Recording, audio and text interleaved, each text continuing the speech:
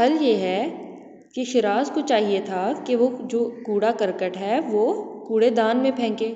तो इसका बेहतरीन हल यही है कि शिराज वो कूड़ा करकट उठाए और कूड़ेदान में फेंके।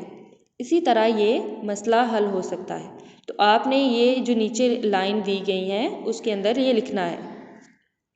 उसके बाद वर्कशीट नंबर 2 है, हुकूमत हमारे लिए क्या करती है। आपने कोई से 5 हुकूमती फ़राइज़ लिखने हैं।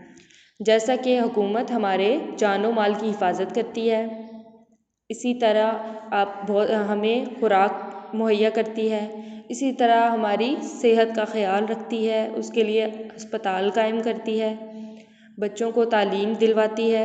इस तरह आपने 5 सत्रों में जवाब लिखना है कि हुकूमत हमारे लिए क्या क्या करती है। तो ये बच्चों ये काम आपने खुद करना है। उसके बाद जो अभी हमने पढ़ाई की है उसकी वर्कशीट दी गई है। दुरुस्त जुमलों के सामने टिक और गलत के सामने क्रॉस का निशान लगाइए।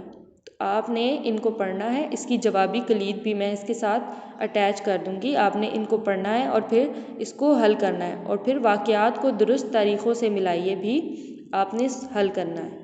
शुक्रिया।